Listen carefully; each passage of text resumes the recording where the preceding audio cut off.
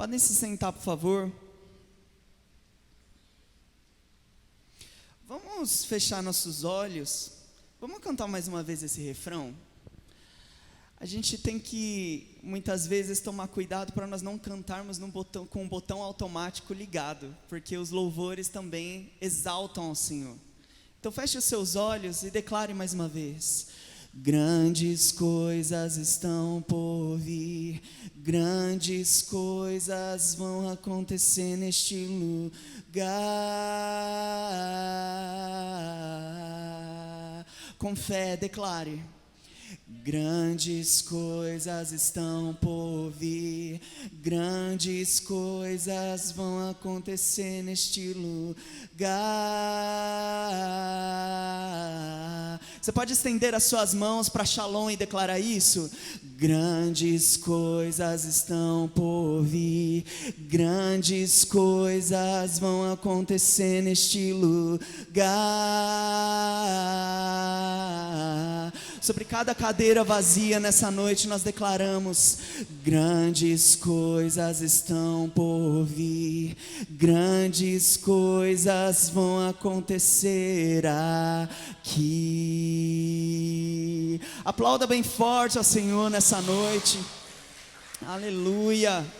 Você pode abrir a sua Bíblia em Isaías 40. Abra sua Bíblia em Isaías 40.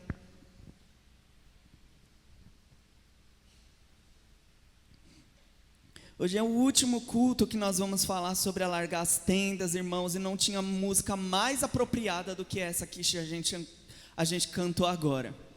Porque se tem algo que nós devemos almejar, é fazer essa igreja crescer. Se tem algo que nós devemos sonhar, é com que a Shalom cresça.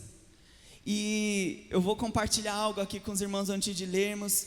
Irmãos, eu tenho um sonho, eu já falei isso daqui em outro domingo, e eu tenho um sonho, não é um sonho pessoal, mas é um sonho para a nossa igreja. Eu tenho um sonho de ver a Shalom inundando as nações com a glória de Deus, e talvez isso seja muito distante para a gente. Talvez a gente olhe assim e pense: mas a Shalom só tem uma, e ainda aqui é num bairro que às vezes muitas vezes nem conhece. A gente ainda tem que falar que, fica perto de Diadema. Gente, uma vez eu ouvi alguém dizer assim, que souberam que Jesus veio de Nazaré, e falaram assim: será que alguma coisa boa pode sair de Nazaré? E aí eu digo para vocês: será que alguma coisa boa pode sair do Jardim Rubilene? O Senhor levantou a gente aqui como um povo. O Senhor nos levantou aqui neste lugar, nesse bairro, para fazer a diferença. E nós estamos aqui com a nossa estrutura fincada, a nossa base no Senhor, física e espiritual, para alcançar as vidas. Então, eu fico triste de ver muitas cadeiras vazias. De manhã tinha mais pessoas aqui, mas eu não perco a esperança, irmãos. Eu acredito que um dia a gente vai ver os 2 cultos cheios aqui. Ainda vamos ver, e eu creio que pode ser esse ano ainda. Nós só precisamos confiar na promessa do Senhor, que Ele quer que a gente cresça. Às vezes a gente aperta o botão automático, como eu disse, e a gente vai vivendo nossa rotina e a gente esquece que fazemos parte de um corpo. Fazemos parte do corpo de Cristo, e o corpo de Cristo tem que se desenvolver aqui na terra. Ele tem que andar e levar Cristo por onde vai, e é isso que nós queremos fazer. Nós acabamos de cantar que queremos que toda a terra seja cheia do conhecimento da glória de Deus. Irmãos, a terra vai conhecer a glória de Deus quando você levantar desse banco no final desse culto e ir lá e levar a glória de Deus para aqueles que necessitam, com seu testemunho, com a palavra que o Espírito Santo te direcionar, e com sua vida cheia do Espírito Santo. Amém? Então não percam a esperança, irmãos. Deus ainda quer alargar nossas tendas. Deus ainda quer fazer com que esse espaço se amplie. Talvez não seja aqui. Nós já montamos um monte de coisa aqui, mas do nada Deus pode dizer assim: eu não quero mais vocês ali, vocês vão para outro lugar. O que nós devemos fazer? Nos render à presença de Deus. E o meu sonho, irmãos, não é ter um carro do ano. Se alguém quiser me presentear com o carro do ano, fica à vontade. Meu aniversário é sexta-feira, então já podem me dar presentes. Eu não sonho em ter uma casa própria, isso não é uma prioridade para a minha vida, mas eu sonho de ver a igreja, a Shalom, irmãos, levando a glória de Deus para as nações. Eu sonho de ver muitos jovens chegando aqui falando: meu Deus, o que tem nesse lugar? Que alguma coisa me atraiu. Eu estava ouvindo hoje à tarde o testemunho da Batista da Lagoinha lá em Belo Horizonte, e eles contando o testemunho lá dos anos 2000, que eles começaram a fazer um movimento de adoração. Irmãos, tinha gente que nem sabia que aquilo ali era uma igreja, chegava lá atraída pela glória de Deus e falava: eu preciso me render a Cristo, então aqui é uma igreja, eu preciso me render a Cristo. Eu ainda sei que Deus vai fazer isso aqui neste lugar, porque Ele já tem feito. A gente se envolve muito com a rotina da nossa igreja, a gente se envolve muito com a rotina da nossa vida e esquece que Deus já curou muita gente aqui dentro. A gente às vezes esquece que Deus já salvou muita gente aqui dentro. A gente esquece que Deus já libertou muitas vidas aqui, desde 30 anos atrás, quando Ele fundou essa igreja no coração aqui dos líderes, até hoje Ele vai continuar fazendo ainda mais. Gerações se passaram aqui nesta igreja, mas nós permanecemos fazendo a obra de Deus por onde nós passamos. Cada ministério, cada célula, cada pessoa, cada membro individual. E eu creio, irmãos, que Deus vai fazer muito mais. Vamos meditar na palavra de Deus? Eu senti no meu coração de dar essa esperança aqui para alguns. Eu não sei porquê, mas a palavra diz: examinai a vós mesmos. Então, se essa palavra serviu para você, lembre-se que é o Espírito Santo falando contigo. Lá em Isaías 40, versículo 3, está escrito assim: uma voz clama no deserto, preparem o caminho do Senhor, no ermo faça uma estrada reta para o nosso Deus. Todos os vales serão levantados e todos os montes e colinas serão rebaixados. O que é torto será retificado e os lugares ásperos serão aplanados. E a glória do Senhor se manifestará e todos o verão, porque é o Senhor quem está falando. Você pode aplaudir bem forte pela palavra de Deus? Nós amamos a palavra de Deus. Aleluia. Irmãos, nós fomos chamados para construir algo grande. Deus não é medíocre, Deus não é pequeno, e Ele não nos chama para sermos pequenos também. Não é à toa que a palavra diz que nós somos chamados de mais que vencedores, porque a gente não é apenas vencedor, Jesus ainda nos chama de mais que vencedores.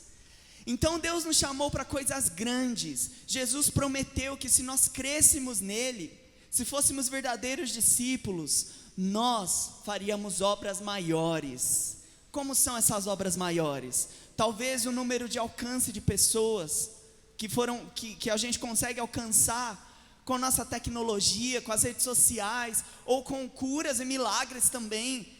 Mais do que Jesus conseguiu naquela época, Ele deu início e deixou para que seus discípulos continuassem essa obra, e Jesus prometeu isso: aquele que crê, pode fazer estas obras e ainda obras maiores. Então Deus é Deus de grandes coisas, amém? E o que nós devemos fazer para nós crescermos?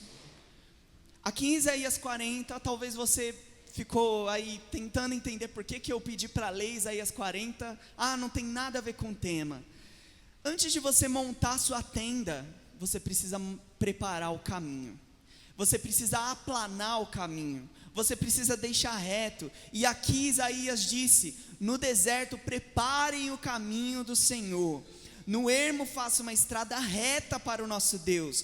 Todos os vales serão levantados, e todos os montes e colinas, todas as montanhas serão rebaixadas. O que é torto será retificado, e os lugares ásperos serão aplanados. E aí no próximo versículo Isaías profetizou: e todos verão a glória de Deus, diz o Senhor.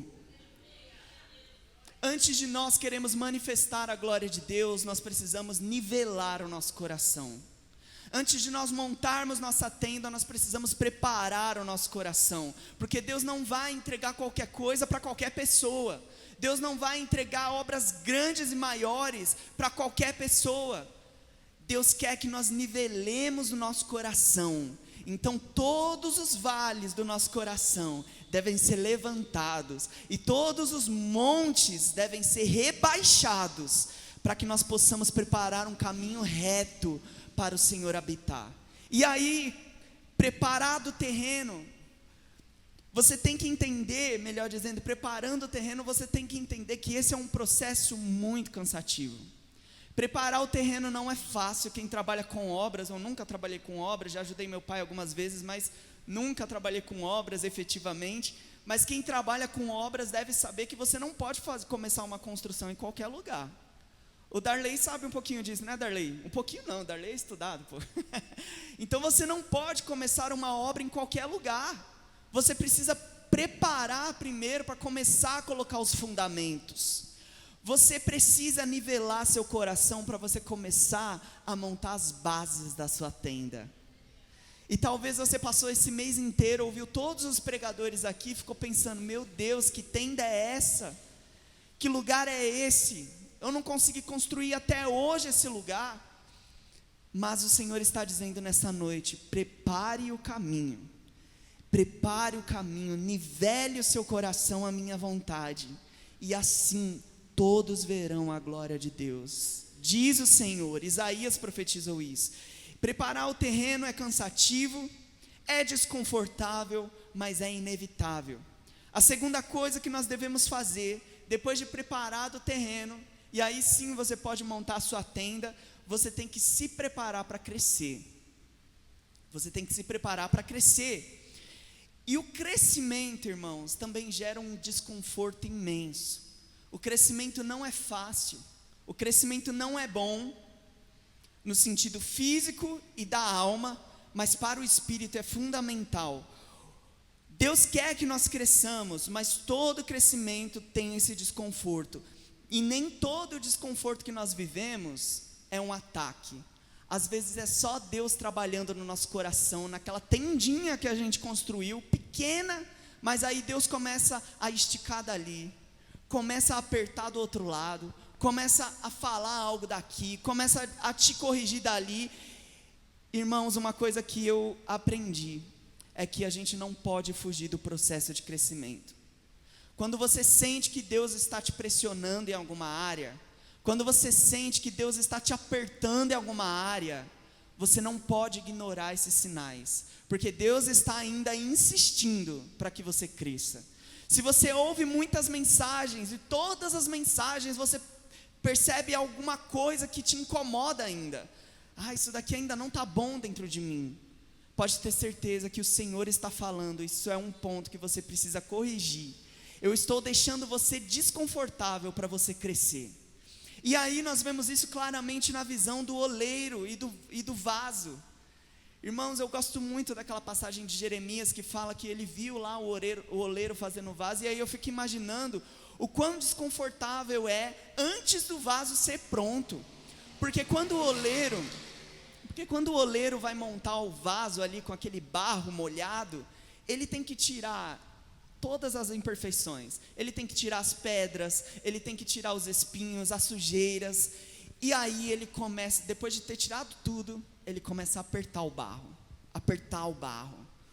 A palavra diz que nós somos como vasos de barro, para que a glória seja do Senhor e não nossa. E Ele quis que nós fôssemos vasos de barro, porque o vaso é onde esse vaso, eu e você, é onde Ele deposita a glória dEle.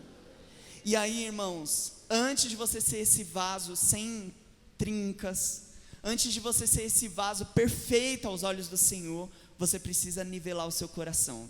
E aí, continuando aqui sobre o desconforto, se você sente que Deus está te apertando, se renda ao processo. Deixe-se levar por esse processo. Está doendo muito, Senhor. Deixe-se levar por esse processo, porque nem todo desconforto é um ataque. Às vezes o desconforto é Deus nos apertando em alguma área, nos pressionando, para que a gente possa nos preparar, para que eu você e eu possamos nos preparar para um crescimento, uma obra maior. Amém? E aí, nós vamos para o texto do mês, que é Isaías 54, que está escrito: cante, ó estéril, você que não deu à luz, exulte e grite de alegria, você que nunca sentiu dores de parto, porque os filhos da mulher solitária são mais numerosos do que os filhos da mulher casada, diz o Senhor.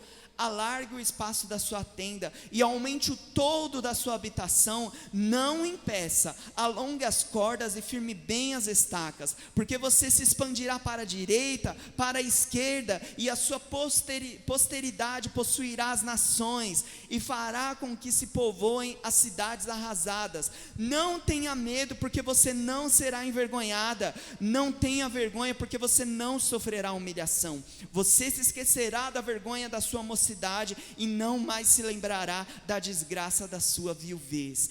Aqui, outra lição que nós aprendemos é que nós devemos crer com esperança e contra as circunstâncias. Vamos repetir isso bem alto? Eu devo crer com esperança e contra as circunstâncias. Irmãos, hoje em dia é muito comum casais não quererem ter filhos. Muita gente já normalizou isso, e para muita gente isso não é um problema. Ainda tem muitas mulheres que têm sonho de ser mãe, isso é lindo demais, mas hoje em dia tem muitos casais que nem querem ter filhos, e muitas pessoas já normalizaram isso.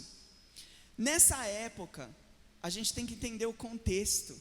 Isaías vivia numa época, assim como até hoje no Oriente Médio, em muitas culturas se a mulher não tem filho, é um motivo de desonra para o casal e para a família. E aqui Isaías fala algo interessante: cante, ó estéril, cante, você que ainda não deu à luz. E o que Isaías está dizendo aqui, o que Deus está falando através de Isaías, que nós devemos crer com esperança e contra as circunstâncias. Talvez você chegou aqui se sentindo estéril. É uma palavra para todos.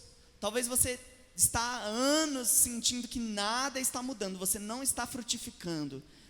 Deus está falando para você esse mês inteiro, e aqui vem mais um pregador falar de novo isso para você: cante, você, ó estéril, que ainda não deu à luz. E aí o profeta continua profetizando: porque os filhos da mulher solitária são mais numerosos do que os filhos da mulher casada. Gente, que loucura. A gente lembra de Ana. Ana chorava, Ana era humilhada por Penina, e aí o marido dela ainda tentava contornar a situação, mas não dava muito certo, e Ana chorava, e o sacerdote olhou para Ana chorando e achou até que ela estava bêbada. Por quê? Porque naquela época era um motivo de desonra não ter um filho. Mas o Senhor está dizendo para essas pessoas, não só mulheres, homens também, porque isso aqui tem um sentido espiritual: você se sente estéril, cante e se alegre, porque o crente em Jesus não vive de acordo com as circunstâncias. A gente não tem que estar com os nossos olhos fixos nos problemas, os nossos olhos estão fixos em Deus. E aí, irmãos, quando nós vemos Deus e as suas promessas, aí a gente se alegra mesmo, a gente canta: grandes coisas virão, grandes coisas estão por vir. Meu Deus, tanta cadeira vazia, mas eu creio que grandes coisas estão por vir aqui neste lugar e na minha vida. Aleluia. Porque Deus, irmãos, não trabalha com a nossa lógica. Deus não trabalha muitas vezes no nosso tempo, do jeito que a gente quer. Deus tem o tempo dele, que é perfeito. E tem uma palavra para a gente, que Tiago disse: humilhai-vos diante da poderosa mão de Deus, e no tempo certo ele vos exaltará. Está sendo desconfortável crescer? Está sendo difícil? Deus está apertando você? Tiago vem e diz para nós: humilhai-vos diante da poderosa mão de Deus e espera o tempo certo. Amém? Então não olhe para as circunstâncias, irmãos. Cante e pule de alegria, assim como Isaías profetizou, mesmo você achando que não está frutificando. Amém? Glória a Deus. A outra coisa que nós vemos aqui é que nós devemos trabalhar em favor do crescimento. Olha só o que está escrito em Isaías 54:2: alarga o espaço da sua tenda e aumente o todo da sua habitação, não o impeça. Diga comigo, não o impeça. Alongue as cordas e firme bem as estacas.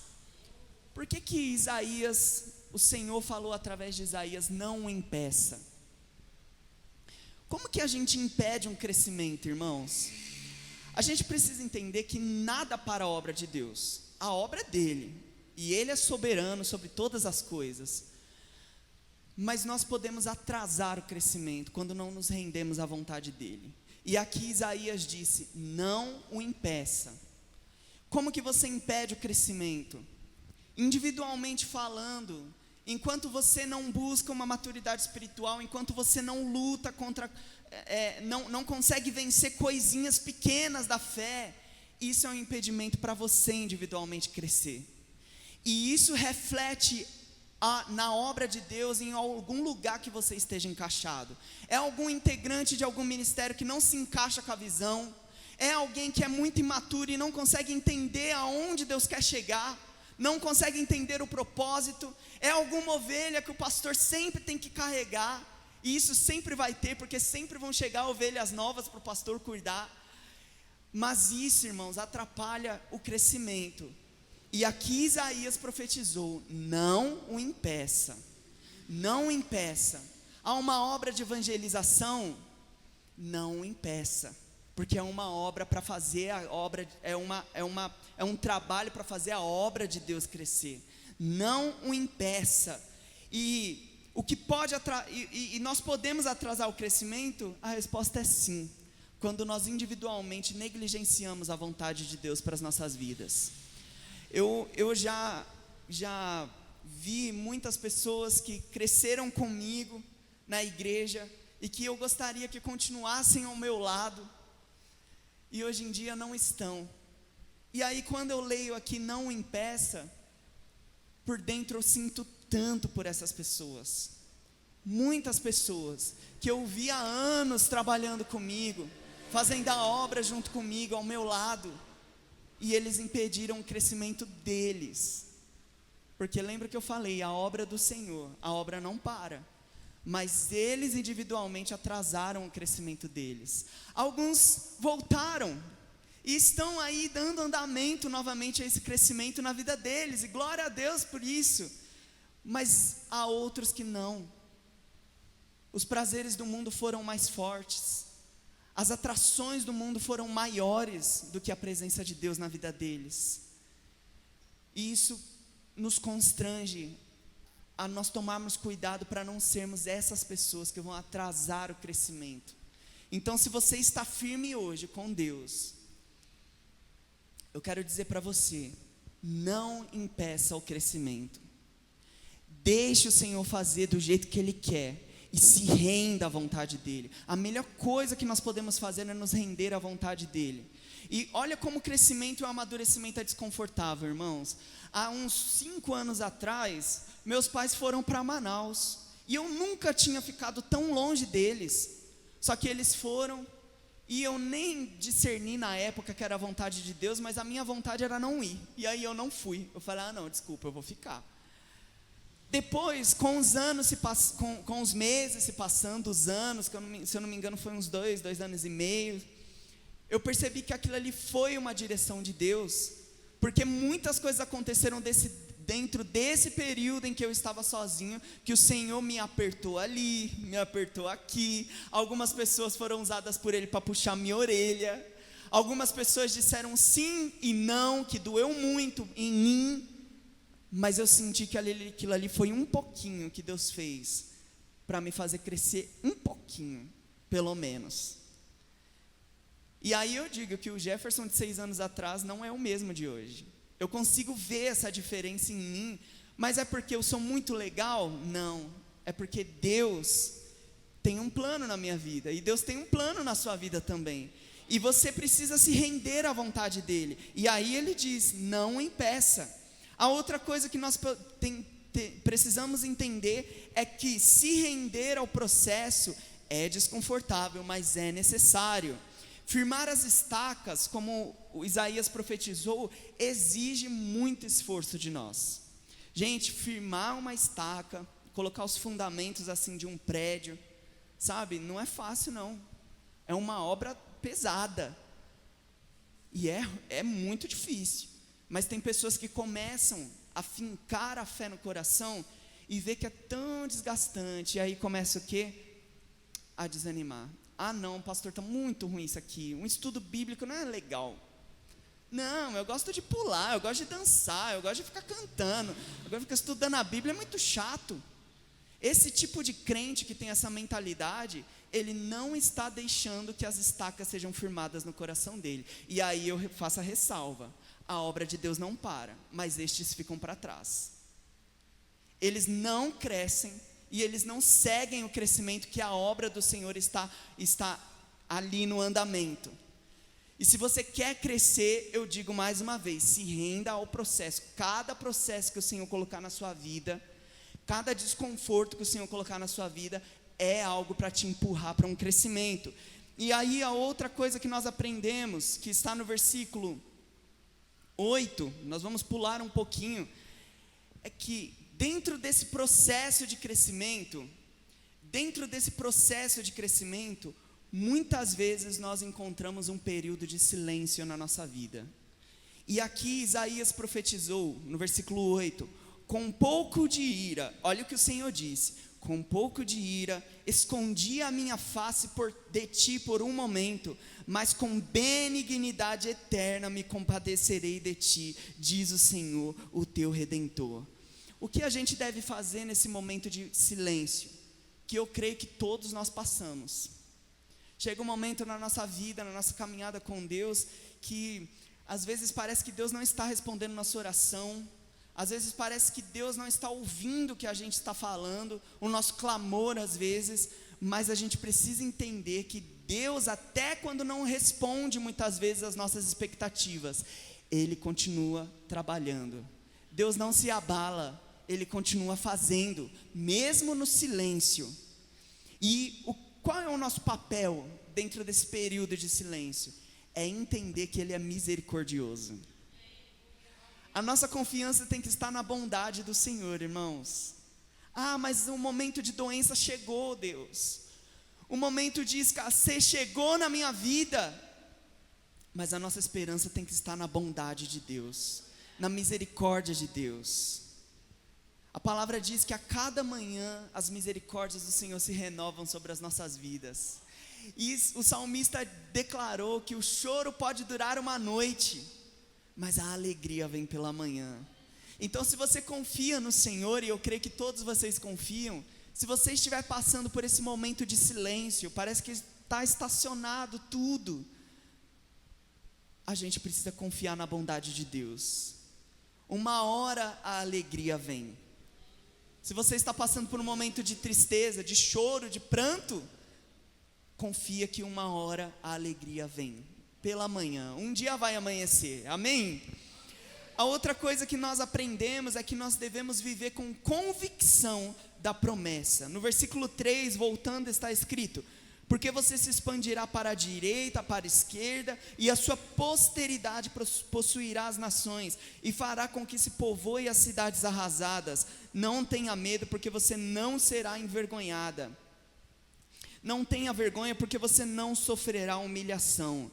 Quando eu li isso daqui, veio uma frase no meu coração, de que quando nós conquistamos o crescimento, direcionado por Deus, Ele mesmo assina embaixo, Ele mesmo valida o nosso crescimento. Irmão, se Deus valida, não tem quem faça aquilo ali ser inválido.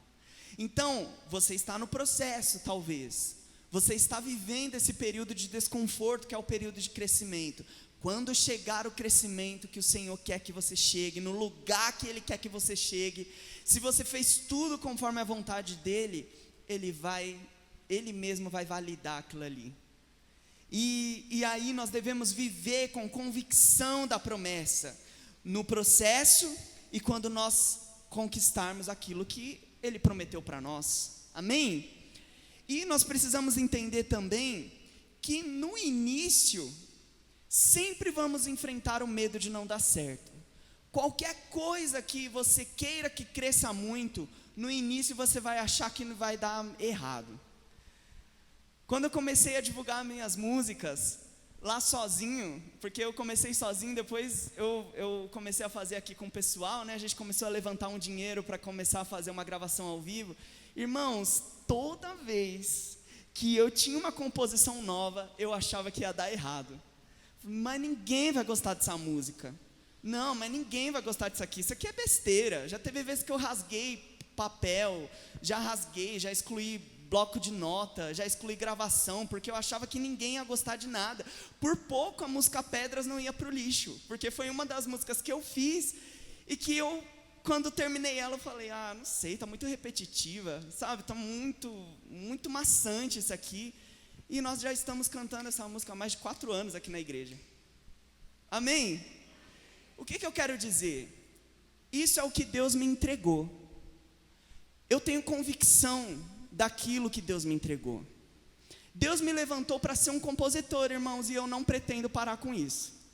Eu não pretendo parar de receber inspiração do Espírito Santo e daquilo que eu busco nele para colocar nas minhas composições. Mas Deus te entregou algo que contribui para essa obra aqui. As minhas composições, quando eu comecei, eu achava que, eu acho que é só para mim. Aí eu senti vontade, não sabia que era Deus, mas aí eu senti a vontade, e depois eu fui entender que era a direção de Deus, de começar a cantar aqui na igreja. Vocês entendem como é o processo? Talvez o Senhor te entregou um ministério evangelístico, que você está aí parado, sem saber o que fazer. Você precisa se render ao processo. Senhor, me direciona, eu quero ser um evangelista, eu quero ser um pastor, eu quero ser um apóstolo, eu quero ser isso, Senhor, na tua obra, eu almejo isso. O que você precisa fazer? Se render ao processo. E o Senhor está dizendo aqui através de Isaías: você não sofrerá humilhação, não tenha vergonha. Não se envergonhe daquilo que o Senhor te entregou. Quando eu li isso aqui, a gente lê a Bíblia e a gente primeiramente traz para a gente, né? Eu pedi perdão a Deus por tantas vezes que eu senti vergonha das minhas composições, que eu duvidei.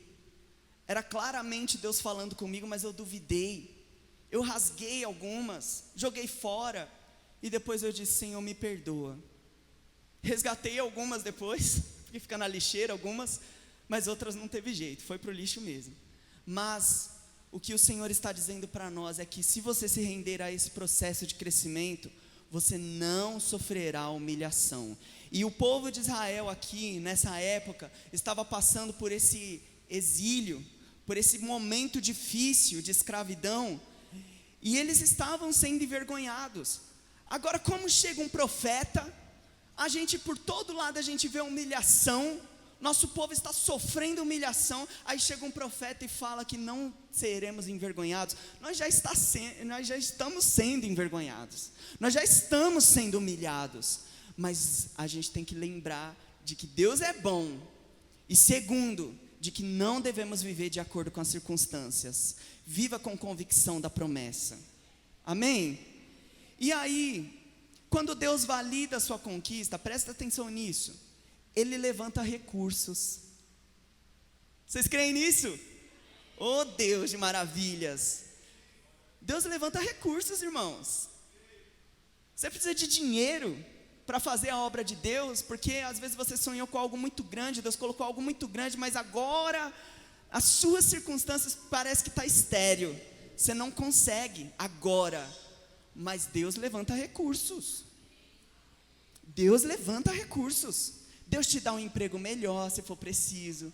Deus faz pessoas virem até dos 4 cantos da terra para ofertar aquilo que você precisa. Eu já ouvi muitos testemunhos de missionários que saíram sem um tostão no bolso, e começou a vir oferta daqui, oferta dali. Um irmão começou a abençoar ele, o outro começou a transferir dinheiro, e aí ele começou a fazer a obra, porque Deus levantou recursos. Deus também, quando você está com esse crescimento validado por Ele, Deus pode levantar pessoas para te ajudarem. Deus pode tirar pessoas que estão te atrapalhando, presta atenção nisso. Deus pode fazer você quebrar alianças de amizades, Deus pode fazer você quebrar alianças de relacionamentos que estão te empurrando para trás, mas Ele também vai levantar pessoas que vão te ajudar a caminhar até o fim da estrada vitorioso, amém? E a outra coisa também é que Deus te dá estrutura mental, psicológica. Talvez agora você se sente muito fraco para isso. Deus colocou um sonho em você e você pensa assim: nossa, se eu tiver que fazer isso agora, não dá certo para mim, eu não tenho estrutura para isso. Mas Isaías disse: cante, ó estéreo. Porque os filhos da mulher estéreo, da mulher sozinha, são mais numerosos do que a da casada. É contra as circunstâncias. Senhor, agora eu não consigo, mas eu vou viver com convicção da promessa, e eu sei que um dia eu vou conseguir, amém? Glória a Deus por isso. E aí, irmãos, a igreja foi chamada para avançar na sociedade também. E aqui eu gostaria de falar de algo mais prático, porque como nós avançamos na sociedade? O que acontece quando o evangelho entra em algum lugar? O apóstolo Paulo é um grande exemplo disso. O apóstolo Paulo, quando chegou em Éfeso, ele teve uma grande batalha ali, física, espiritual, em todos os sentidos, porque olha só como era Éfeso antes de Paulo revolucionar Éfeso. Éfeso era um centro idólatra, e essa idolatria contribuía para o comércio. Ou seja, o comércio de Éfeso girava em torno de uma cultura idólatra. E aí você chega num lugar assim e você começa a dizer que existe um único Deus. Olha que loucura. A outra coisa que, quando o apóstolo Paulo começou a pregar ali em Éfeso, ele começou a mexer, o evangelho começou a mexer na infraestrutura de Éfeso e a cultura, e também mexeu na economia.